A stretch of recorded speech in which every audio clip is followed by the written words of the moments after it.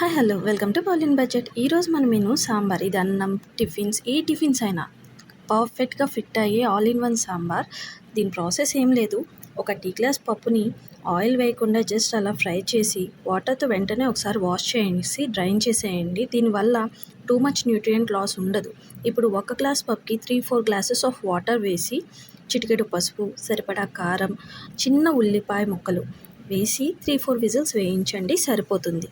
Cooker open చేసి పప్పుని మెత్తగా, పర్ఫెక్ట్ సాంబార్ కోసం అయితే పప్పుని మిక్సీలో వేసేయండి, సాఫ్ట్గా వస్తుంది. మీరు ఇది మన రెగ్యులర్ పప్పుచారే, పెద్ద డిఫరెన్స్ ఏం లేదు. కానీ చిన్న చిన్న చేంజెస్తో దీన్ని మనం సాంబార్ ఫ్లేవర్ వచ్చేలాగా చూస్తాం, అంతే.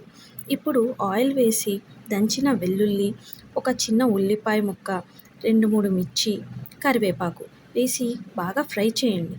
ఫ్రై చేశాక మీకు నచ్చిన వెజిటేబుల్స్ తీసుకోండి. బెండకాయ, వంకాయ, ములక్కాడ, క్యారెట్, రాడిష్, మీ ఓపిక. ఎన్ని కావాలంటే అన్నీ వేసుకుని బాగా ఫ్రై అవ్వనివ్వండి. ఎంత ఫ్రై అయితే అంత టేస్ట్ ఉంటుంది. ఫ్రై అవ్వకపోతే పచ్చివాసన వస్తూనే ఉంటుంది. కొంచెం ఫ్రై అయ్యాక ఒక పెద్ద టమాటో తీసి ముక్కల కింద కోసుకుని వేసేయండి. వేసి అవి మగ్గటానికి ఉప్పు, పసుపు వేసి చాలా మెత్తగా మగ్గించండి.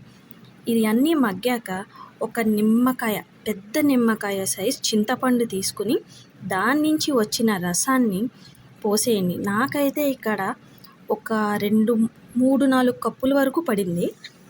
సో దీన్ని 2-3 నిమిషాలు మరగనివ్వండి. ముక్కలు చింతపండు నీళ్ళలో మరిగితే మంచి టేస్ట్ వస్తాయి. దాని ఫ్లేవర్ అంతా మన చింతపండులోకి దిగుతుంది. తర్వాత ఒక స్పూన్ కారం వేసి బాగా మరగనివ్వండి. ఇందాక మనం బాగా మెత్తగా రుబ్బుకున్న పప్పుని కూడా వేసేసి బాగా కలపండి. అస్సలు చిన్నగా ఉండనే కూడదు. మొత్తం అంతా బాగా మిక్స్ అవ్వాలి. మిక్స్ అయ్యాక ఒక పొంగు లేదా 2 పొంగులు రానిచ్చాక ఫైనల్ టచ్ కోసం 2 టీ స్పూన్లు ధనియాల పొడి వేయండి. చాలా బాగుంటుంది. వేసి 1 నిమిషం పాటు మరిగించి స్టవ్ ఆఫ్ చేసేయండి. తర్వాత కొత్తిమీర, కరివేపాకు వేసేయండి. అంతే, రెడీ. ఇంత చూసారంటే ఎంతో కొంత నచ్చే ఉంటుంది కదా. సబ్స్క్రైబ్ చేసి లైక్ చేయొచ్చు కదా. ట్రై చేస్తే కామెంట్ చేయండి, ఎలా ఉందో చెప్పండి. Bye bye.